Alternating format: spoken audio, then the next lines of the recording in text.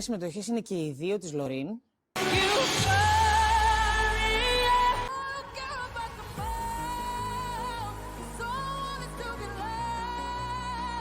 Μία συμμετοχή της Τουρκίας. Α, 2004. Παιδιά, αυτό τώρα ήταν κομμάταρος.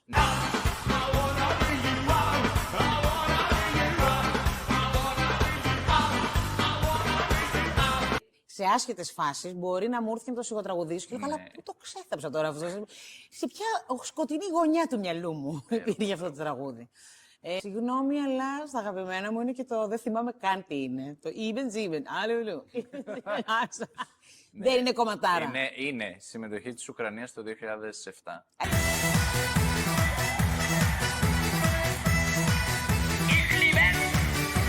Αυτά θέλω. Αυτά θέλω. 2007, Απορώ που έχω μείνει μέσα από το 2007. Οριακά ανήλικη. Καλησπέρα σε όλους. Είμαστε εδώ με την Ίντρα Κέιν, ως Infegris, να την καλωσορίσουμε. Καλησπέρα, Ίντρα, στην παρέα μας. Καλησπέρα, καλώς σας βρίσκω. Πώς είσαι? Είμαι πολύ καλά. Να πούμε βεβαίως ότι έχουμε μαζευτεί εδώ για αυτή τη συνέντευξη με την ευκαιρία του ότι έχεις δηλώσει συμμετοχή για τον ελληνικό εθνικό τελικό που θα κρίνει ποιο τραγούδι θα μας εκπροσωπήσει φέτος στον διαγωνισμό της Eurovision. Βεβαίως το έκανα γι' αυτό, σε τούτη τη ζωή. Και να ευχηθούμε ήδη καλή επιτυχία. Σας ευχαριστώ πάρα πολύ.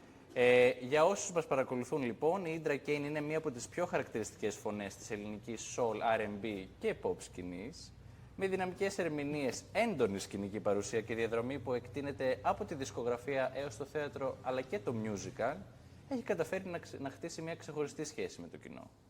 Με τον προσωπικό της στυλ και την εξωστρεφή καλλιτεχνική της ταυτότητα, συνεχίζει να εξελίσσεται και να διευρύνει το δημιουργικό της αποτύπωμα. Καλή πάπη, κοκκινίζω και δεν μου φαίνεται. Και τι άλλο μπορεί να δούμε φέτος. Λοιπόν, Ίντρα μου, αρχικά θέλω να σε ρωτήσω πότε ξεκίνησε η σχέση σου με τη μουσική και ποια ήταν έτσι η στιγμή που συνειδητοποίησες ότι αυτό θέλω να κάνω, αυτός είναι ο δρόμος μου. Πάρα πολύ ωραία ερώτηση. Λοιπόν, η σχέση μου με τη μουσική ξεκίνησε από τότε που θυμάμαι τον εαυτό μου. Νομίζω, ξέρω εγώ, να ήμουν 3, που είπα μέσα μου ότι αυτό θέλω να κάνω. Και μετά το εξωτερήκευσα όταν ήμουν 18. Το είπα δηλαδή στην οικογένειά μου. Δεν ήμουν ποτέ παιδάκι. Εξωστρεφές που στις οικογενειακές συγκεντρώσεις έπαιρνα μια βούρτσα και τους τραγούδαγα και αυτά. Τα κάνω όλα αυτά μόνη μου, κρυφά στο δωμάτιό μου. Αλλά ξέρω εγώ, από πάντα ήμουν στη χοροδία του σχολείου, ήμουν και τα 12 χρόνια, ας πούμε. Φαινόταν ότι έχω μία κλίση προς τα εκεί, αλλά δεν ήμουν από τα παιδιά που το έλεγε ανοιχτά. Ωραία. Να κάνω επίσης την ερώτηση στα 18 σου, τι ήταν αυτό που άλλαξε και είπες επίσημα, σε εισαγωγικά, ότι μπαίνω στο χώρο της μουσικής? Και ότι ξεκίνησα να διαβάζω για πανελλήνιες. Και εκεί που είδα τα σκούρα, είπα στους γονείς, κοιτάξτε, μην έχετε πολλές απαιτήσεις από εμένα, διότι δεν είναι αυτός ο στόχος. Και τι απάντησαν οι γονείς μου? Πάρε παιδί μου ένα πτυχίο και κάνε μετά ως χόμπι ό,τι θες. Οπότε και στις πανελλήνιες μου έδωσα και στη σχολή μου πήγα. Δεν πήρα το πτυχίο μου ποτέ, αλλά εντάξει, όλα καλά, όλα μες στη ζωή. Κι όμως, μουσικά είμαστε εδώ πέρα σήμερα, οπότε το σωστό δρόμο επιλέξαμε, είναι σαφές. Δόξα τω Θεώ. Λοιπόν, έχεις μια πολύ ιδιαίτερη ταυτότητα που συνδυάζει soul, R&B και pop και κάτι που θα λέγαμε ότι στην Ελλάδα είναι και λιγότερο συχνό. Πώς διαμορφώθηκε αυτός ο ήχος σου, να ρωτήσω? Μεγάλωσα με αυτόν τον ήχο στα αυτιά μου. Είναι η αγαπημένη μου μουσική. Δηλαδή, pop θα το έλεγα περισσότερο, γιατί κάτω από την ομπρέλα της pop που είναι τεράστια, μπαίνουν όλα. Αλλά ναι, είναι η αγαπημένη μου μουσική και είπα ότι αυτό θα κάνω. Γενικά, όμως, τα τελευταία χρόνια έχω συνειδητοποιήσει ότι επειδή έχω πάρα πολύ διαφορετικά ακούσματα και ερεθίσματα και μ' αρέσουν και διαφορετικά είδη, σιγά-σιγά θέλω να αρχίσω να δοκιμάζομαι και σε άλλα πράγματα. Ωραιότητα. Είσαι πάρα πολύ σοβαρός, με σκιάζεις λίγο. Σε παρακαλώ. Τι να κάνω, σου είπα. Μου έχεις κάσει. Σου είπα, θα δεις τη συνέντευξη άλλων. Λοιπόν, θα χαλαρώσουμε. Εντάξει. Να σε ρωτήσω επίσης, καθώς ασχολείσαι και με διαφορετικά είδη τέχνης, μεταξύ της μουσικής, του θεάτρου, αλλά και γενικότερα θα λέγαμε της performance, του κομμάτι του show, ποια είναι η μορφή που σε εκφράζει και σε γεμίζει ίσως περισσότερο και για ποιο λόγο? Κοίτα, όλα με γεμίζουν εξίσου, Απλά επειδή η μουσική είναι στη ζωή μου πολλά περισσότερα χρόνια και προς το παρόν νιώθω πιο άνετη εκεί, στο τραγούδι. Αλλά μ' αρέσουν όλα πάρα πολύ. Δηλαδή πέρασα και την περίοδο ως παιδάκι που έλεγα ότι μήπως θέλω να γίνω ηθοποιός και μετά μήπως θέλω να γίνω και ηθοποιός, μήπως θέλω να τα κάνω όλα και έχω καταλήξει ότι θέλω να τα κάνω όλα. Απλά επειδή είμαι λίγο πιο νεούδη σε κάποια πράγματα, δεν νιώθω ακόμα τόσο σίγουρη και ότι πατάω πολύ γέρα στα πόδια μου. Αλλά μου αρέσει που έχω την ευκαιρία, ενώ και στο θέατρο, κάνω θέατρο, πόσο είναι, από το 2012. Είναι 13 χρόνια. Εντάξει, είναι μια πορεία, δεν είναι τόσο νεούδη. Ναι, ρε παιδί μου, αλλά εγώ νιώθω νεούδη. Όπως νιώθουμε. Ναι. Καλό είναι να σε βλέπω και πολύ ταπεινή πάνω σε αυτό, για να νιώθεις νέο στο χώρο και το εκτιμώ εγώ. Εντάξει, νομίζω ότι έχει να κάνει, επειδή δεν είναι κάτι που το έχω σπουδάσει, ναι. και σέβομαι τους ανθρώπους που, επειδή μου έλεγαν πάντα ότι εγώ ηθοποιός θέλω να γίνω και είναι ταγμένοι σε αυτό. Ναι, ναι. Εντάξει, δεν μπορώ να συγκριθώ με τέτοιους ανθρώπους. Θεωρώ ότι το παλεύω με πολύ σεβασμό και με επαγγελματισμό και με πάρα πολλή δουλειά και μελέτη. Και εύχομαι μια μέρα να είμαι κι εγώ μια καταξιωμένη ηθοποιός. Στο εύχομαι και εγώ. Ποιο θεωρείς ότι είναι το πιο καθοριστικό σημείο της καλλιτεχνικής σου πορείας έως σήμερα? Το πιο καθοριστικό σημείο... Είναι λίγο βαρισίμαντη ερώτηση. Ναι. Καμιά φορά απαντάτε εύκολα, κάποιες φορές θέλει σκέψη. Θέλει πολύ σκέψη. Θα πω όμως, το πιο καθοριστικό είναι όταν πήρα την απόφαση να αφοσιωθώ ολοκληρωτικά στο καλλιτεχνικό κομμάτι, εννοώντας ότι όλοι σε αυτή τη χώρα που ζούμε έχουμε αναγκαστεί να κάνουμε πολλές άσχετες δουλειές για να στηρίξουμε όχι ένα χόμπι, ένα όνειρο. Οπότε όταν είπα ότι εντάξει, δεν θέλω πια να βιοπορίζομαι από κάτι άλλο και να το κάνω σαν χόμπι ή παράλληλα και θα ασχοληθώ μόνο με αυτό, είτε τη μουσική είτε το θέατρο, ό,τι τίμημα κι αν έχει αυτό, νομίζω ήταν πολύ καθοριστικό. Άλλαξα εγώ μέσα μου πολύ. Ωραιότατα. Η σκηνική σου παρουσία τώρα, εμείς θεωρούμε ότι είναι πάντα εντυπωσιακή. Καλή πάψτε. Θα ήθελα να μου πεις πόσο σημαντικό είναι για σένα αυτό το στοιχείο της παράστασης, του performing. Πόσο σημαντικό. Νομίζω ότι δεν μπορώ να υπάρξω διαφορετικά. Είναι ένας συνδυασμός του πραγματικού μου εαυτού και ρόλου, και το ρόλο στο εννοώ επειδή είναι κάπως, ρε παιδί μου, παράδοξο και αντιφατικό, αλλά επειδή είμαι πάρα πολύ ντροπαλή, και ας μην μου φαίνεται, στο performance νιώθω ότι είμαι ο εαυτός μου, αλλά παράλληλα και σαν να ντρέπομαι να είμαι 100% εαυτός μου, οπότε κάπως εκεί αφήνομαι.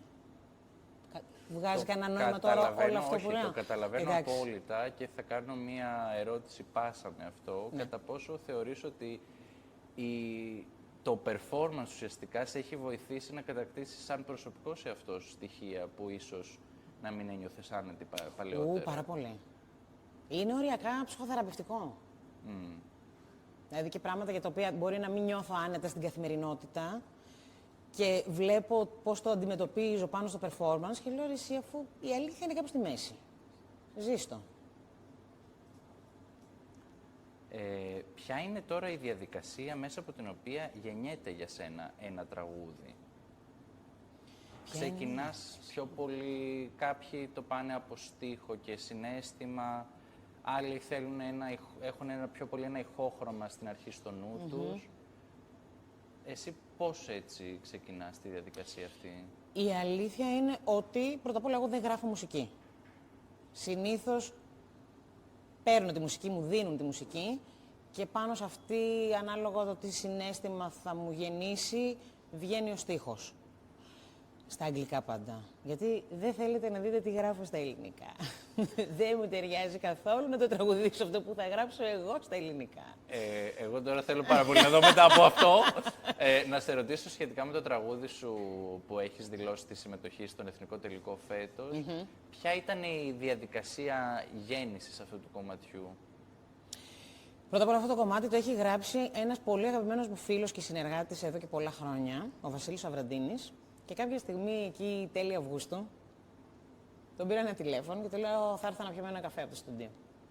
Πάω στο στούντιο, λοιπόν, του λέω: κοίτα, σκέφτηκα. Μήπως θα δηλώνω συμμετοχή στη Eurovision φέτος. Μου λέει αλήθεια. Λέω ναι. Λέω ωραία. Θα σου γράψω το κομμάτι. Και το έγραψε. Και έτσι έγινε. Δηλαδή, εγώ είπα απλά ότι θέλω να κάνω αυτό. Έτσι, άμα έχεις σωστούς φίλους και συνεργάτες, στηρίζουν τα όνειρά σου. Ξέρουν να σου ετοιμάσουν και το προϊόν στα μέτρα. Ακριβώς, ακριβώς. Ναι, γιατί με τον Βασίλη συνεργαζόμαστε πάνω από 10 χρόνια. Και ξέρει ακριβώς και τι μου αρέσει και έχουμε και πολλά κοινά σημεία στο γούστο μας στη μουσική και στην αισθητική. Και νομίζω έγραψε κάτι που μου ταιριάζει πάρα πολύ. Βασικά είναι πολύ εγώ, αλλά είναι και κάτι που δεν έχω ξανακάνει. Α, πολύ ωραία. Ως προς αυτό το κομμάτι, είχες πιο πολύ που λες του είπα 5 πράγματα, πιο πολύ του είπες τι θέλω να είναι παραστατικά ή σαν στίχο κυρίως? Του είπα τι θέλω να είναι σαν ρυθμό σίγουρα, σαν αισθητική. Ακούσαμε πολλά κομμάτια. Ωραία. Για το που του έβαλα εγώ, ότι τι μου αρέσει, τι σκέφτομαι, πώς το σκέφτομαι. Και πάνω σε όλο αυτό έφτιαξε ένα καινούριο κομμάτι.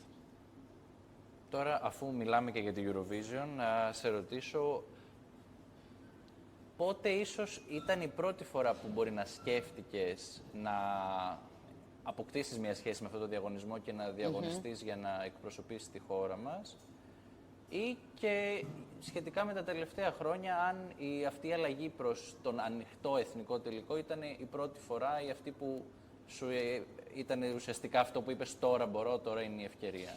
Κοίτα, βλέποντας Eurovision από παιδάκι και επειδή είμαι και γραία, έχω σαν ανάμνηση, παιδιά, τη Σοφία Βόσου. Υπάρχει αυτή η ανάμνηση να παρακολουθώ. Δεν είναι και τόσο παλιά, μη με τρελαίνεις. Ας πούμε τότε που ακόμα η Eurovision ήταν με τη live ορχήστρα και πάλι ως παιδάκι είχα πει ότι πω τι ωραίο πράγμα, ναι, πόσο τέλειο θα ήταν να πας σε κάτι τέτοιο. Μετά αυτό έσβησε μέσα μου, ήμουν απλά φαν, την παρακολουθούσα. Οπότε το ξανασκέφτηκα. Μετά ήταν και όλα αυτά τα χρόνια που γινόταν ανάθεση, οπότε δεν σου πέρναγε ποτέ από το μυαλό. Νομίζω όμως με την ανάθεση στη Μαρίνα Σάτι και επειδή και τη Μαρίνα την ξέρω πάρα πολλά χρόνια, είναι και αυτό λίγο οξύμορο, γιατί έγινε και όλος αυτός ο κακός χαμός, όλο αυτό το hating και αυτό που είχαν όλοι άποψη που κανείς δεν παρακολουθεί Eurovision, αλλά ξαφνικά όλοι παρακολουθούν Eurovision. Και άρχισε εκεί να το σκέφτομαι ότι θα μπορούσα να το κάνω. Η πρώτη σκέψη ήταν ότι όχι, δεν θα άντεχα όλο αυτό. Και μετά είπα, να σου πω κάτι, γιατί όχι. Και από τη στιγμή που έγινε πέρυσι ανοιχτό, πια μπορούσε να δηλώσει συμμετοχή. Εντάξει, πέρυσι δεν το σκεφτόμουν και τόσο. Φέτος όμως είπα, εντάξει, είμαι σε φάση και να διαχειριστώ όλο, ό,τι αντίδραση θα υπάρχει εκεί έξω. Και επειδή είμαι και σε μια φάση πλέον της ζωής μου που λέω ότι ρε παιδί μου, δεν μπορώ να άγομαι και να φέρομαι από το τι θα ακούσεις στα social media, πόσο θα σε κράξουν ή δεν θα σε κράξουν. Και εγώ από παιδάκι ονειρεύομαι 5 πράγματα και θέλω να δοκιμάζω καινούργια πράγματα. Θα το κάνω, εντάξει, και ό,τι γίνει, έγινε. Λοιπόν, θέλω αρχικά να ρωτήσω, καλά, αν μη τι άλλο στην Ελλάδα, η Eurovision ήταν πάντα, σε σχέση με άλλες ευρωπαϊκές χώρες, την είχαμε πιο μεγάλο κομμάτι της ζωής μας. Έτσι πιστεύω κι εγώ. Βλέπαμε όλοι από παλιά. Αγαπημένες σου συμμετοχές στο διαγωνισμό ή κάτι που μπορεί και να σε επηρέασε στο ηχόχρωμα που θα ήθελες να πετύχεις στο τραγούδι σου? Αγαπημένες συμμετοχές είναι και οι 2 της Λωρίν. Με λίγο πιο αγαπημένο το Euphoria. Μετά θα σας κάψω. Σίγουρα θυμάστε τώρα εσείς που αναφέρω. Μια συμμετοχή της Τουρκίας, η Αθήνα. 2004. Παιδιά, αυτό τώρα ήταν κομμάταρος. Ναι. Δηλαδή, σε άσχετες φάσεις μπορεί να μου έρθει να το σιγοτραγουδήσω και καλά, πού το ξέθαψα τώρα αυτό. Σε ποια σκοτεινή γωνιά του μυαλού μου υπήρχε αυτό το τραγούδι. Κι άλλο μου είχε αρέσει πάρα πολύ. Συγγνώμη, αλλά στα αγαπημένα μου είναι και το δεν θυμάμαι καν τι είναι. Το Even Ziven. Αλλού. Δεν είναι κομματάρα. Είναι συμμετοχή της Ουκρανίας το 2007. Αυτά θέλω. Αυτά θέλω. 2007, Απορώ που έχω μνήμες από το 2007. Ήμουν οριακά ανήλικη. Νομίζω αυτά. Ναι. Τώρα να το πάω και λίγο στα έτσι, στοιχεία που θέλουμε να μάθουμε. Για πήγαινε το. Κατά προσέγγιση. Κάποιο τραγούδι που θα έλεγες από το Eurovision που μπορεί να φέρει πιο κοντά, να θυμίζει σε ηχόχρωμα ή στυλ το δικό σου τραγούδι. Κανένα. Μ' αρέσει αυτό. Σας ευχαριστώ. Πώς θα όριζες το είδος του τραγουδιού σου? Pop. Up-tempo pop. Up-tempo pop. Ωραιότατα. Από ό,τι κατάλαβα, στα αγγλικά και ο στίχος. Στα αγγλικά και ο στίχος, ναι. Το σκέφτηκα πολύ πως ήθελα να έχει και ελληνικό στοιχείο. Αλλά κάπως, δεν ξέρω, δεν μου τέριαζε. Και το κομμάτι έτσι όπως είναι το κομμάτι, αλλά και για το πώς θα μπορούσα εγώ να το υποστηρίξω να έχει... Δεν υπήρχε καμία περίπτωση να πάω με ένα αμιγώς ελληνόφωνο τραγούδι. Σίγουρα θα ήθελα να έχει και την αγγλική γλώσσα, γιατί σε αυτή νιώθω πιο άνετα για κάποιο λόγο. Αυτήν έχω υπηρετήσει περισσότερα χρόνια. Και ναι, το σκέφτομαι σε πιο ευρωπαϊκό επίπεδο και λέω ναι, θέλω να είναι αγγλικός ο στίχος. Ωραιότατα. Ως καλλιτέχνητα στην Ελλάδα τώρα θέλω να σε ρωτήσω, ποιες προκλήσεις μπορεί να έχεις αντιμετωπίσει στο παρελθόν, αλλά και ποιες ήταν αυτές που σε βοήθησαν περισσότερο να εξελιχθείς? Κοίτα, νομίζω το είδος που επέλεξα και ότι είναι και αγγλόφωνο και ένα είδος που δεν είναι τόσο διαδεδομένο ή δεν ήταν όταν έκανα εγώ πρώτη φορά μπήκα στο χώρο της δισκογραφίας το 11, τέλη 11, αρχές 12. Ήταν μια πρόκληση, ήξερα δηλαδή ότι όλο αυτό έχει ταβάνι. Παρ' όλα αυτά, επειδή όπως έλεγε ο πατέρας μου είμαι και λίγο κερατοβερνικωμένο, όσο περισσότερο ακούω το όχι αυτό δεν γίνεται, τόσο αυτό εμένα λίγο με μπριζώνει και με οθεί ότι δεν καταλαβαίνω γιατί μπορεί να γίνεται παγκοσμίως και να μην μπορεί να γίνει στην Ελλάδα. Δεν ήθελα κάτι να με περιορίσει. Ας πούμε, dream big και όπου πάμε. Και το παλεύουμε. Θεωρείς ότι έχεις έτσι ως παραδείγματα καλλιτέχνες στην Ελλάδα που να τόλμησαν αυτό το που δεν γίνεται και να πέτυχαν πολύ καλά μέσα σε αυτό? Όχι. Αυτό που δεν γίνεται και να πέτυχαν μέσα σε αυτό. Αυτοί που άκουγαν τα πολλά όχι εννοώ. Φαντάζομαι ότι ακόμα και ονόματα τύπου Άννα Βύση. Αποκλείεται να μην έχει ακούσει κάποια στιγμή στη ζωή της όχι, δεν μπορείς να υπηρετείς αυτό από μία ηλικία και μετά ή επειδή εσένα σε έχουμε στο μυαλό μας ως ντίβα. Άλλοι καλλιτέχνες τύπου Βύση, ρε παιδί μου, θα πω. Γενικά, ας πούμε, το να είσαι γυναίκα και να δισκογραφείς και να θεωρείσαι ενεργή και νούμερο 1 μετά τα 35, ναι, είναι άθελος. Είμαι σίγουρη ότι όλες και όλοι έχουν ακούσει πάρα πολλά όχι. Και εγώ τους εκτιμώ τους ανθρώπους που τολμούν και πάνε κόντρα στο όχι. Γιατί, παιδιά, δεν υπάρχει τώρα αυτό. Ωραία. Έχουμε τώρα μια Eurovision που έρχεται σύντομα. Πέραν όμως αυτής, τι να περιμένουμε εμείς από την Indra Cain στο άμεσο μέλλον? Στο άμεσο μέλλον, τι να περιμένετε, ξέρω εγώ. Τα πάντα, δεν είμαι καλά στο μυαλά μου. Μπορεί αύριο να μου έρθει μια άλλη ιδέα και να πω, θα κάνω αυτό. Δεν θέλω να... Δεν έχω κάτι σαν άμεσο σχέδιο. Θέλω αρχικά να δω τι θα γίνει με το θέμα της Eurovision και από εκεί και πέρα θα ανοίξουν κι άλλο οι ορίζοντες και μπορεί να μου έρθει κάποια καινούργια ιδέα. Ωραία. Από ό,τι καταλαβαίνω, επικεντρωνόμαστε στη Eurovision. Προς το παρόν, ναι. Με όλες μας τις δυνάμεις. Ναι. Θέλω να σε ευχαριστήσω πάρα πολύ για τη Εγώ συνέντευξη. σας ευχαριστώ. Πολύ ωραίες οι ερωτήσεις. Και να ευχηθώ μέσα από την καρδιά μου και εγώ και όλα τα μέλη του Infegris μεγάλη αγάπη και καλή επιτυχία για το διαγωνισμό. Σας ευχαριστώ. Την πορεία σας. Θα με ψηφίσετε φανατικά. Πάμε λοιπόν με Indra Cain. Αναμένουμε να δούμε τι θα γίνει στη Eurovision. Για να δούμε.